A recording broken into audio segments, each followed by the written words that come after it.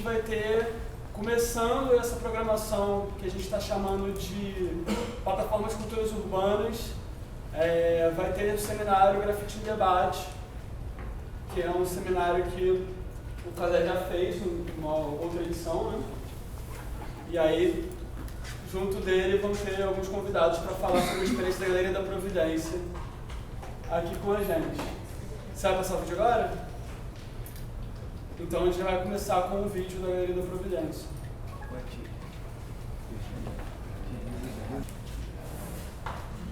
Nem vi esse repetido. Vai chegar. Tá terminando.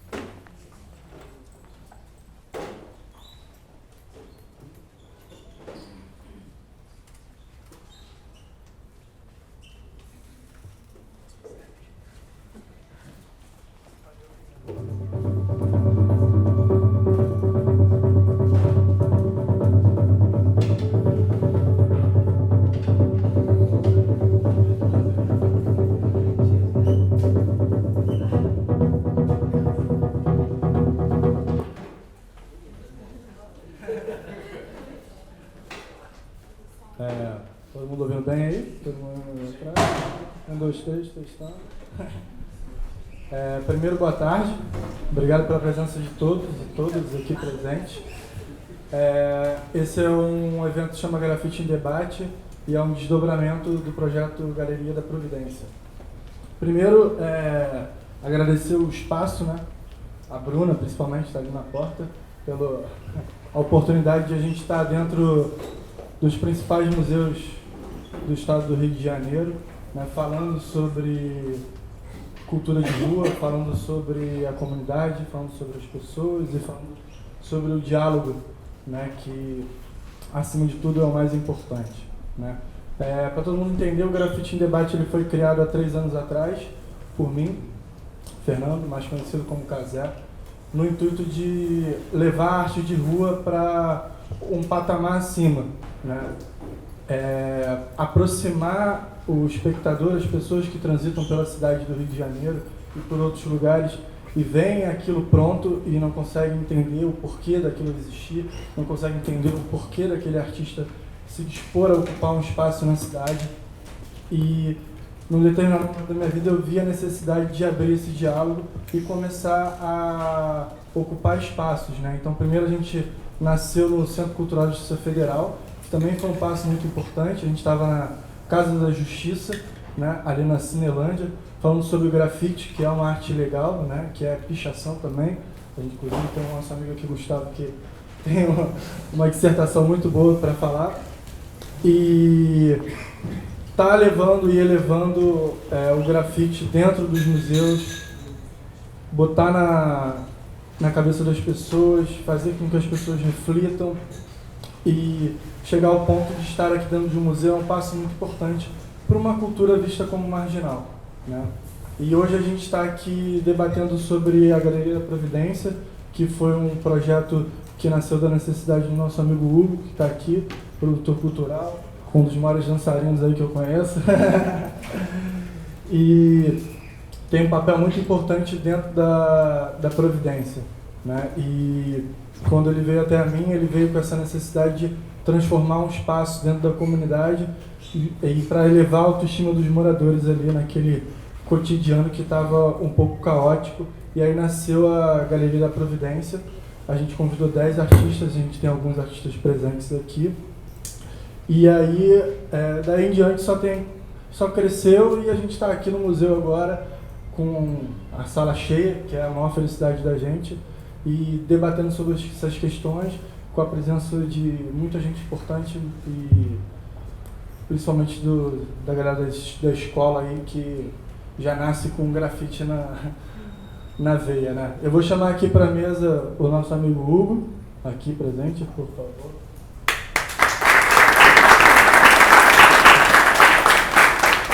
Nosso amigo Gustavo.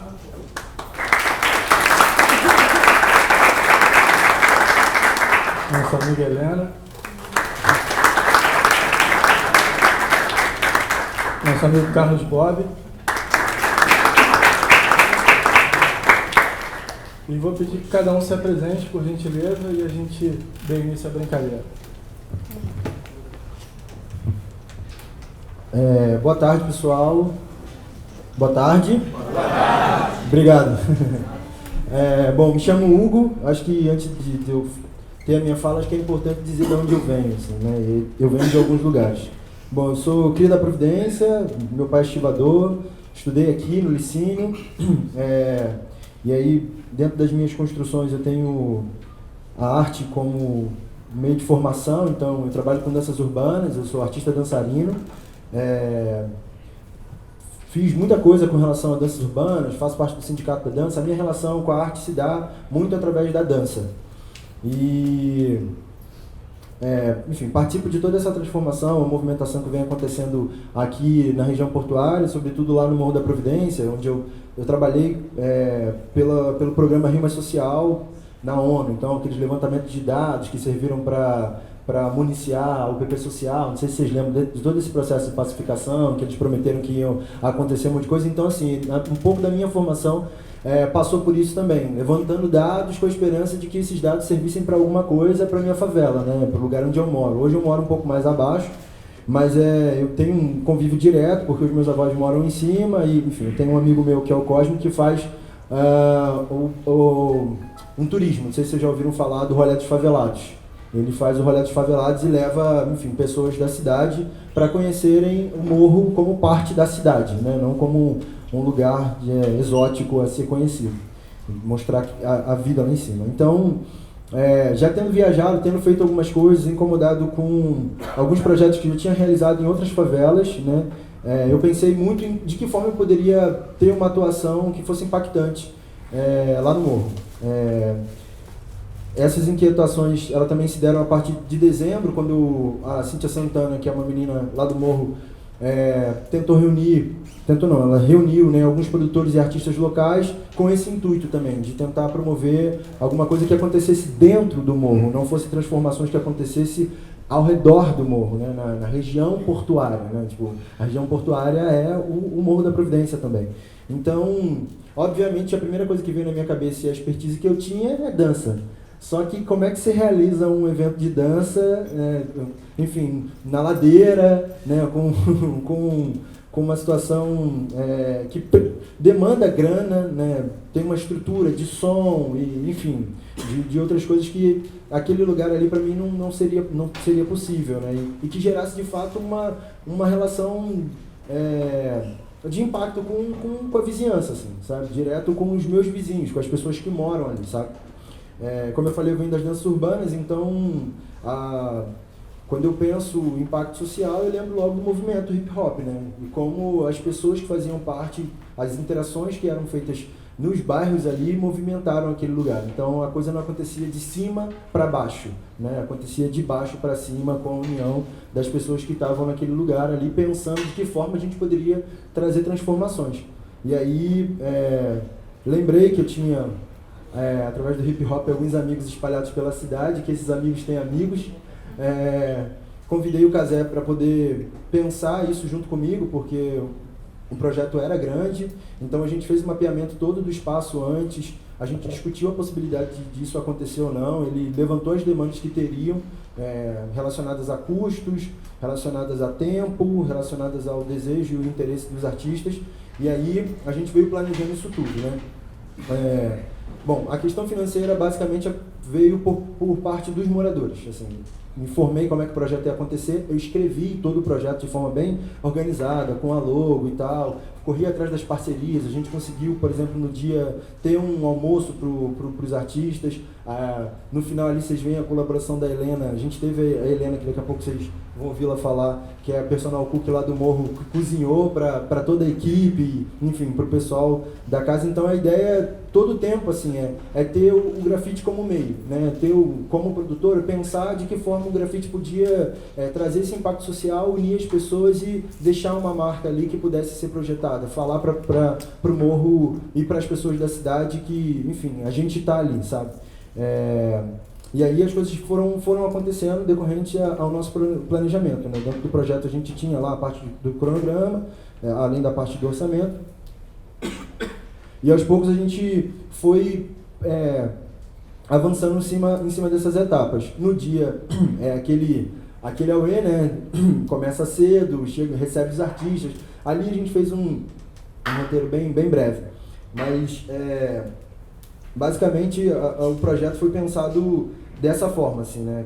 Com a participação dos moradores, com a colaboração da Helena, pensando, por exemplo, de que forma o trabalho poderia gerar ser uma atração, porque eu sei que o Cosme, por exemplo, é um amigo que trabalha lá no morro, que eu falei, do Rolê dos Favelados, ele guia pessoas lá para cima, e o rolê dele tem muita informação histórica e a respeito das transformações que o morro tentaram ocorrer na gestão de César Maia, na gestão do Eduardo Paz, na atual gestão, e a ideia era, quando as pessoas descessem, elas passassem pela galeria, para que elas pensassem também, poxa, eu estou passando pela Orla Conde, a Orla Conde tem uma galeria ali, então eu tinha essa preocupação de fazer com que houvesse uma galeria que tivesse esteticamente o mesmo potencial que tinha aqui embaixo, sabe? Para que as pessoas não tivessem a mão depois a desculpa de falar, mas os grafites lá de cima não eram tão legais, assim, né? A gente tem o lugar do Vandal, do espaço mais solto, aberto, e tinha um lugar onde a gente estava pensando uma coisa um pouco mais organizada, projetada, tentativa de ter um tema ali, que cada um pudesse relacionar. Então tinha esse objetivo também. Enfim, o Casé como curador, os artistas convidados e os espontâneos que chegaram, e a gente contou com a parceria dos atores que estavam ao redor, né, que aí a gente sabe que são mais próximos, como a I Love MP, o próprio Entre o Céu e a Favela, com a mão de obra, né, muita coisa foi dada pelas pessoas. Por exemplo, a gente tem um grupo de dança lá que é o Efeito Urbano, que ele fez uma atividade com as crianças. O vídeo todo foi feito pela VC Imagens Aéreas, que é de um menino do lado do morro que tem um drone, que comprou um drone e está na vibe de estar filmando e tal. E a minha família, que serviu como equipe para poder montar tudo. Então eu criei a ideia, envolvi eles dentro dessa loucura de que a gente podia fazer coisas ali, e que a ideia é tomar o morro inteiro, né? A gente ter uma segunda edição, enfim, a gente está discutindo lá no coletivo como é que a gente vai fazer isso, qual parte a gente vai pegar, de que forma a gente vai gerar impacto, porque a ideia inclusive é acionar de fato esse lugar da galeria, sabe? A galeria que tem um merchan lá, que tem as obras e que são super caras e tal, trazer esse conflito mesmo, sabe, de ideias, dizer que tipo, não, a gente tem uma aqui também, e aí, agora, sabe, por que você não vem visitar? Qual é o problema de subir?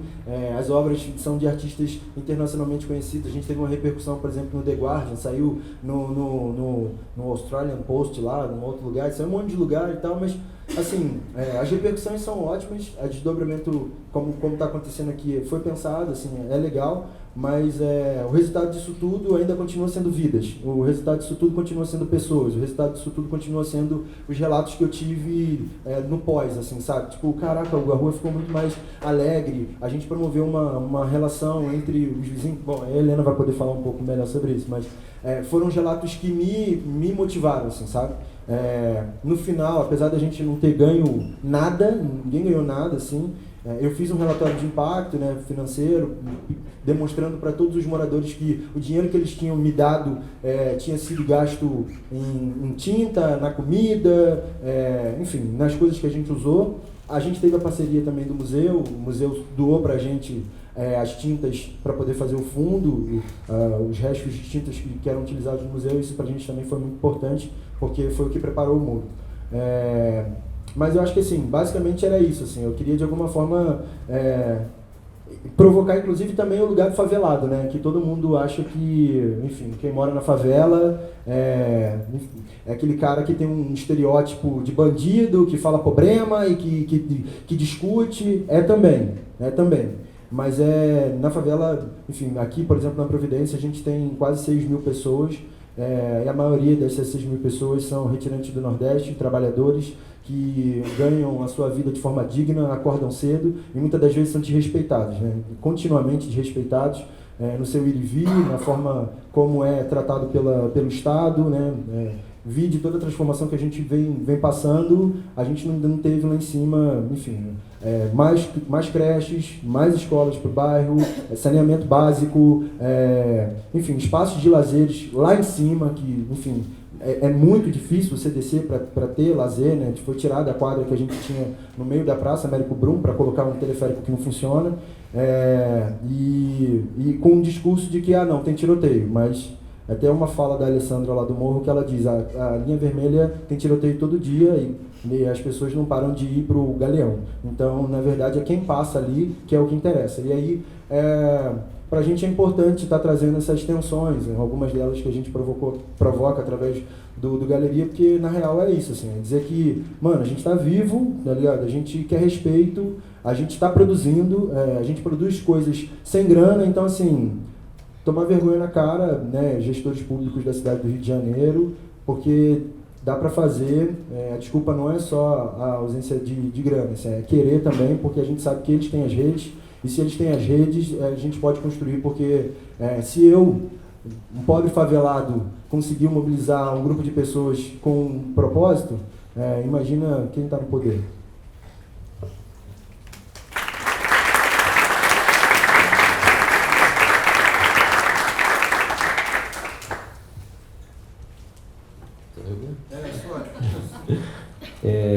Bom, boa tarde a todas e todos. Agradecer o convite do Hugo, do Cazé, a galera. Bom, meu nome é Gustavo Coelho. Hoje sou professor da Faculdade de Educação da UERJ e do programa de pós-graduação em Comunicação, Educação, Cultura e Comunicação em Periferias Urbanas, que é a Faculdade de Educação da Baixada Fluminense, em Caxias, na Vila São Luís. Antes de mais nada, é importante destacar a luta atual, da qual certamente quem está metido com cultura também está envolvido, e na qual a UERJ está afogada e ontologicamente implicada, né? Então eu estou aqui hoje, de certa forma, quem se pretende, né, ter como profissão ser um professor da universidade e tudo mais, isso aqui é um trabalho que todo professor, enfim, na universidade, em qualquer lugar, se presta a fazer, que é ir oferecer em ambientes públicos aquilo que está pensando, né? Aquele raro trabalho de investimento e de aventura de pensamento intelectual. Então eu estou aqui trabalhando com o nome UERJ dentro do programa, com 4 salários sem ser pago. Então deixar isso marcado como um processo de luta da qual toda a sociedade está implicada e, enfim. Mas quando o Hugo me convidou para o debate, né, eu falei para ele, porra, cara, eu não estive lá na Galeria da Providência e tal, porra, como é que eu vou, em que lugar que eu vou, você acha que eu posso ser legal lá? Aí ele, não, pá, você quer... Ele foi livre, assim, com relação às questões que eu penso, e ele também visitou a minha disciplina no curso de pedagogia, a disciplina chama Educação Estética, levou um pessoal do passinho lá e tudo mais, e foi um momento que a gente se aproximou, assim, e nossa primeira troca, né? Então eu fiquei pensando, assim, porque eu tenho já um trabalho já de sei lá, uns 8, 9 anos, pensando culturas de rua, em geral, né? E culturas de rua, notadamente aquelas de uma capacidade quase inegociável de conciliação com o sistema, com o status quo, com o mercado, com o estabelecido, entre elas a pichação de rua. E uma espécie, enfim, expandindo ela, né, que geralmente quando você fala em pichação, você acaba pendendo ao grafite. Eu fiz o trabalho inverso e percebi que dentro da pichação há outras culturas envolvidas, que não o grafite, que são os bate-bolas, torcidas organizadas, a história da pichação dentro do baile funk. Então, outros caminhos que não levam aquele caminho academicamente mais automático que se faz. Pichação, grafite, hip hop, né? Eu fiz um caminho para outras culturas co-irmãs assim, da pichação, que formam no Rio de Janeiro um emaranhado de culturas de rua, notadamente essas, né? Pichação, torcida organizada, seu passado assentado nos bailes de galera e as turmas de bate-bola. Daí que eu venho e, enfim, ando pesquisando esse universo, suas imagens, seus discursos, seus corpos, suas performances, sua percepção de mundo, a partir de alguns campos, né, do conhecimento, da filosofia, da linguagem, da psicanálise, enfim. Então, uma porção de possíveis pontos que eu poderia trazer para cá. Então, eu pensei num, que é a condição paradoxal do muro. O muro como ambiguidade, né? Ao mesmo tempo, ele pode ser uma estrutura de interdição, uma estrutura que representa a dureza implacável da propriedade privada, uma arquitetura que instituinte de um mundo acabado, estável, estabelecido, portanto impermeável a intervenções, e o muro como superfície, digamos assim, a meu ver, originária, uma das superfícies originárias do traço humano. Por que eu estou chamando de originária? Entendendo o muro, seja ele de tijolo, concreto, seja lá o que for, entendendo o muro como um traço, né, uma construção da passagem do ser humano enquanto ser de cultura no ambiente que o acolhe nesse planeta, sendo ele, portanto, um parente próximo das pedras, um parente próximo de qualquer lugar onde o ser humano, na sua história, entendeu como lugar de acolhimento, de segurança às intempéries do tempo, enfim, as possíveis imanentes riscos da vida neste planeta. Originariamente, o muro ele é a superfície ideal, digamos assim, primordial do traço humano. O muro e o seu co-irmão, que não é o papel nem é a tela, é a pele humana, né? Então,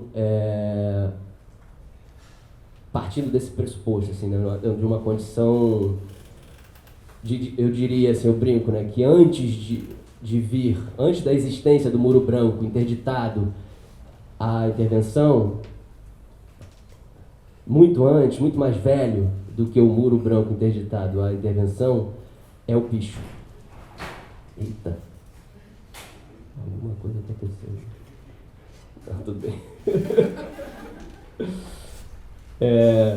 Então, retomando, o picho, e aí eu estou chamando de picho, Sharpie, o grafite, enfim, a predisposição humana a traçar a superfície do ambiente que o recebe neste planeta,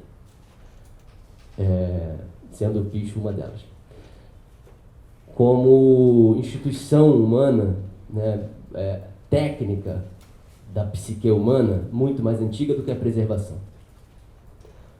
Portanto, é o muro que está no meio do caminho do picho e não o picho que está no meio do caminho da preservação. Notadamente, aquilo que entra no meio do caminho da história das interações humanas é a asepsia do ambiente, o controle das intervenções. Então, a meu ver, as culturas de rua, em um mundo herdeiro deste processo, que não só faz essa passagem de um ambiente feito a intervenção para um ambiente interditado à intervenção, essa passagem cultural, ela consolida na nossa mentalidade de que os muros são naturalmente interditados e que a sua intervenção é um descalabro, né? é um equívoco, é um desvio. E aí eu estou propondo como pensamento o contrário, né? O muro preservado é o desvio. Então, mas essa construção, né, de um ambiente onde, a priori, esse ambiente que nos recebe no planeta, ele é interditado, né, a gente verifica não só na história humana, na história pregressa da humanidade, mas no próprio controle pedagógico que a nossa própria sociedade tem com relação às crianças, né? A infância.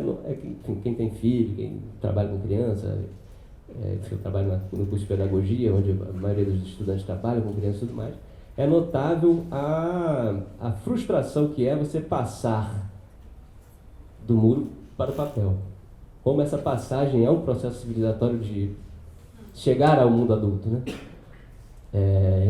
O muro não é teu, aquilo não é teu, não sei o quê. Então tem um processo, um certo monstro pré-adulto, digamos assim, que habita as crianças e que tem até uma historinha, enfim, que eu tenho durante, né, o processo da minha pesquisa.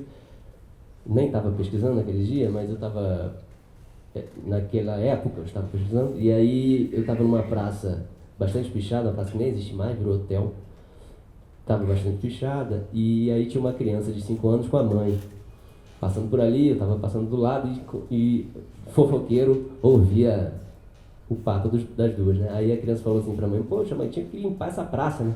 Aí a mãe, né, orgulhosa do sinal de adultização da filha, falou: é verdade, né, filho, tá tudo sujo. Aí a filha responde com a sabedoria milenar da infância: não, mãe, não tem mais espaço para ninguém rabiscar. E ali, né, nesse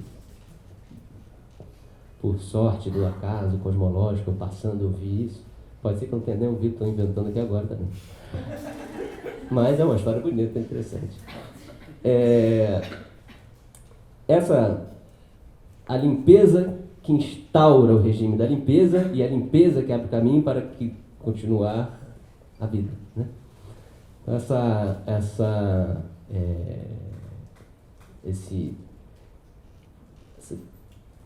é a mesma, essa paradoxo da limpeza, né? A limpeza que permite continuar e a limpeza que instaura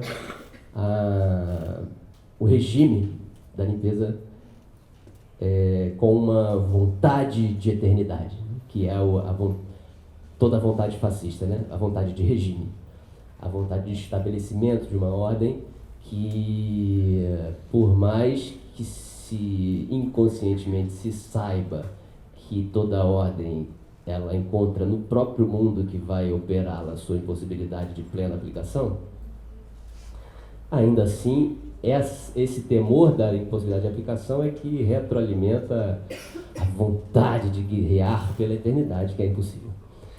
Então, a meu ver, a rua ela é um mecanismo de resistência, de resiliência, de resistência ao mesmo tempo, a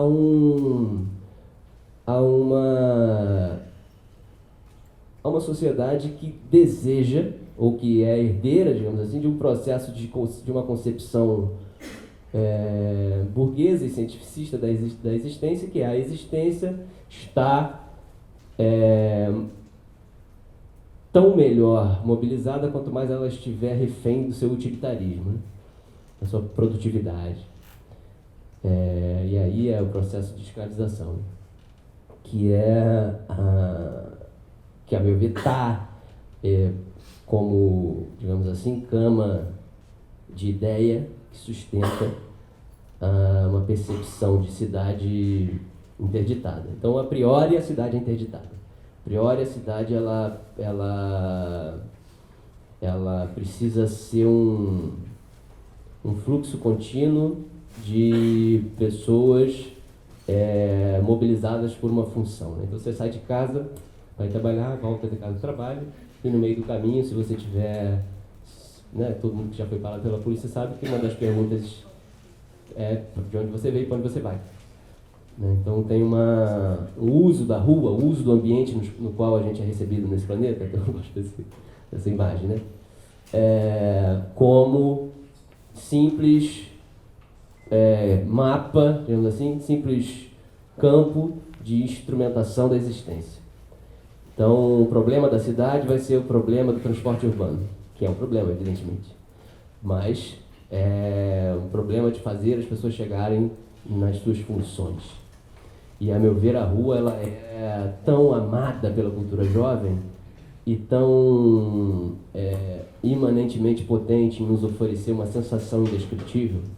Então, você quando fala assim, por que a rua é tão gostosa, né? Você fala para jovens e tal, né? Por que você, quando está em casa há muito tempo, você fala, pô, tem que ir para a rua? Às vezes não está fazendo nada, só para comprar um pão na padaria já daquela, não sei, você acorda de manhã, você dá aquela fôlego, né? Então, a rua, para mim, ela é um lugar de sensação de uma vida onde nem tudo é previsível, de uma possibilidade de existir na potencialidade de surpresa do tempo e da existência. Então, ao mesmo tempo prazerosa, ao mesmo tempo perigosa, ao mesmo tempo deliciosa, ao mesmo tempo surpreendente.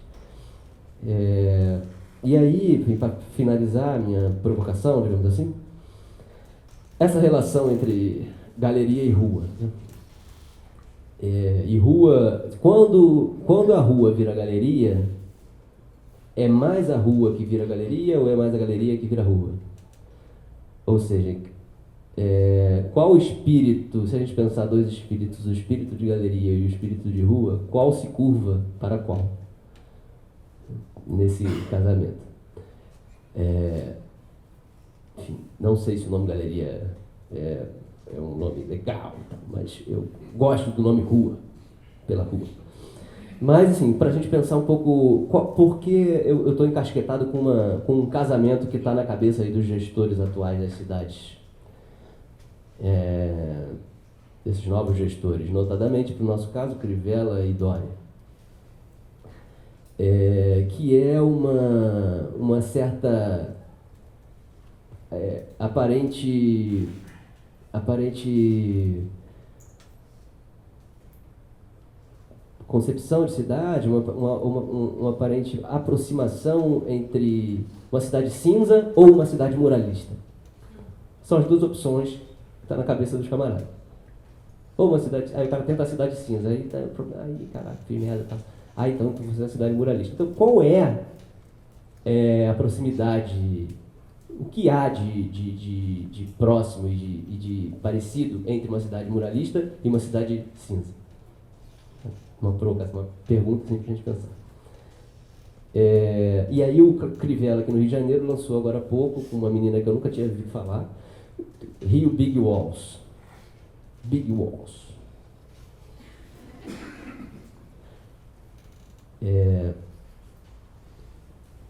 E tirou foto com o gesto da Colorginho, ou Crivella, não sei se vocês viram essa foto, mas é uma foto bonita. Então me interessa esse lugar, assim, né? Essa fissura, que a rua é uma disputa de espírito, né? A rua é uma disputa de alma, uma disputa de encantaria, e a gente não está falando com otários nem idiotas. Assim, o Crivella passou 20 anos da vida dele fazendo exorcismo em estádio de futebol na África. Porra, não está mexendo com qualquer coisa, né? Então, fico pensando se a minha sensação diante de um mural gigantesco, super bem pintado e tudo mais, não pode ser tão congelante quanto diante de um muro cinza. Enfim, nessa parentesco de digamos assim, entre a interdição que um mural oferece à população, tão parecida quanto de um muro cinza, sabe? Minha provocação, o que a gente pensa, né? Claro que eu estou num lugar muito privilegiado, digamos assim, mas eu preciso usar esse meu lugar privilegiado público, digamos assim, para provocar.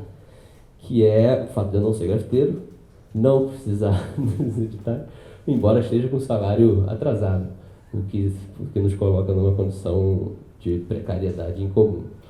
Mas, para a gente pensar essa cidade, né? O que tem nesses... O que a gente está negociando? Não estou dizendo que é porque você pintou o mural, que você é um vendido, qualquer coisa, nada disso. Mas acho que a gente está aqui num ambiente de amigos, de intimidade, onde é possível a gente, com coragem, se aventurar a pensar que porra é essa, né? Onde é que a gente está? Que não está nem... Onde não passa a questão da qualidade técnica do artista, é outra coisa, né? Você pode ser um grande artista e ser usado para outras intenções.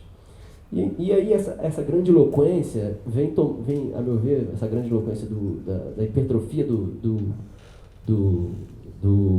grafite, das artes de ruas, que não tem a ver com sofisticação conceitual, né, nada disso, porque eu acho a pichação hiper sofisticada conceitualmente, que a pichação, inclusive, ela desfaz uma concepção de gosto popular por um gosto kitsch, né?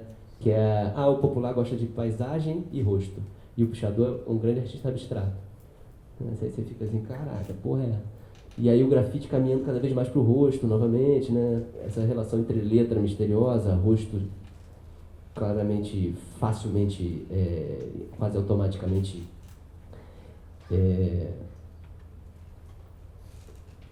aproveitado, né, pela população e tudo mais. Então, essa passagem, né, da letra para um desenho mais, digamos assim, mais tecnicamente, mais caminhando para o desenho e tudo mais, como que isso pode, né, ser lido a partir dessa chave de leitura que eu estou propondo, né, de uma rua de movimento, né, uma rua de circulação, de vida, e uma estabilização, né, pensando aí até eu pensei, se você falando da Orla Conde, eu pensei nisso, né, tem uma certa internacionalização de uma arquitetura de cidade hoje em dia, né, que é a praça ampliada, né, sem nenhum obstáculo. Aqui é a Praça Mauá, alguma letra gigante de 2 metros no meio, que nomeia a cidade. A gente teve a Cidade Olímpica, tem Amsterdã, tem Fortaleza, tem Lisboa, todas as cidades agora têm os nomes, assim, né? Assim, ó, somos idiotas. Eu não sabia que estava no Rio de Janeiro, agora me disseram, né? A legenda. E casado sempre com grandes artistas do grafite, assim. Então tem um... E a gente... Essa galera estuda, né? Essa galera pensa no que vai fazer. Então essa repetição de lógicas muito parecidas pelas cidades também vem me encasquetando para pensar o que é isso. É isso. Convocando vocês a pensar junto aí nessas questões.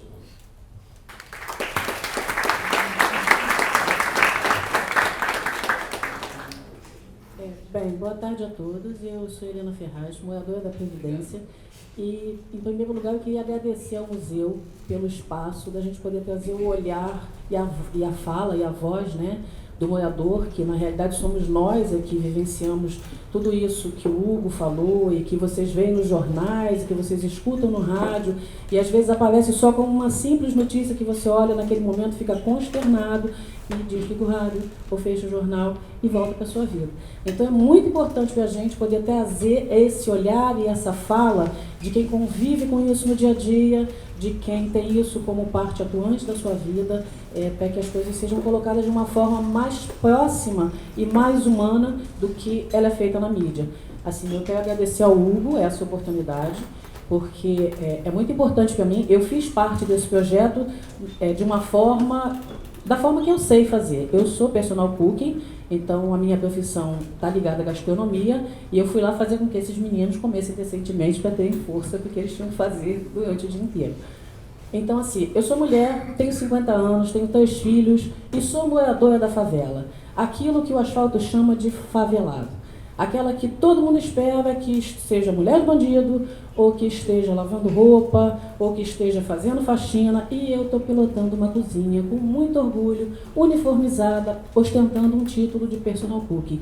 Então isso é muito importante para mim, porque dentro da comunidade onde eu vivo, não que eu queira me tornar um exemplo de vida, mas eu quero mostrar para aquelas mulheres que às vezes, na minha idade, estão começando a desacelerar, porque acham que a vida estagnou ali, ou porque elas não têm mais oportunidade nenhuma além dessa, de que podem sim. A gente pode tudo e qualquer coisa. A gente pode descer e mostrar aqui no asfalto que a gente tem dignidade, competência, talento, força de trabalho e, principalmente, equilíbrio para uma convivência completamente harmonizada em qualquer lugar onde nós formos convidados a conviver.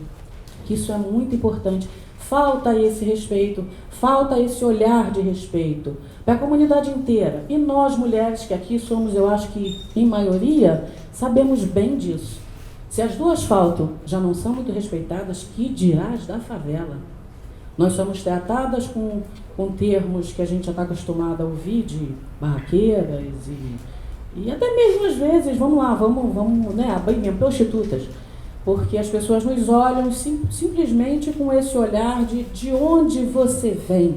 Não interessa quem você é. Não interessa o seu percurso de vida, não interessa o que você fez, não interessa o que você construiu. Se você colocar outros seres no mundo, a quem você deu discernimento e condição de ter uma vida, tanto social quanto cultural, melhor do que a que foi oferecida a você, isso também não conta. Então, esse respeito é o que nós queremos.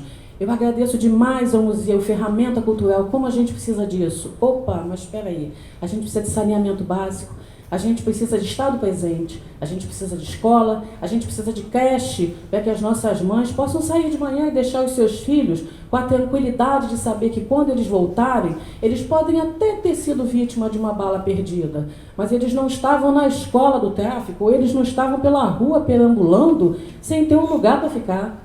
Isso, para nós da comunidade, é importante demais. E o que esse projeto fez? Ele mostrou para a gente que é agregando que se consegue. Que a gente tem mesmo que se unir, mostrar e botar a cara e dizer quem nós somos e aqui viemos. Nós temos que mostrar que o nosso lugar não interessa onde seja, dentro de uma favela, do alto do morro, não interessa isso. O que interessa é que é o nosso lugar. Portanto, só vai depender de nós que ele seja respeitado, que ele seja olhado com outros olhos. A gente tem problema? Tem problema com a polícia, tem problema com o tráfico, tem problema com bandido. Em Copacabana também tem. No Leblon também tem. Na Lagoa também tem. E muitas vezes o morro é culpado do arrastão que passou em Copacabana. A culpa é sempre nossa. Não interessa se nós fomos realmente aqueles que fizeram o ato ou não, porque isso já se tornou um hábito. Então eu venho aqui com o meu olhar, com a minha voz de morador, pedir para que isso seja feito de uma outra forma.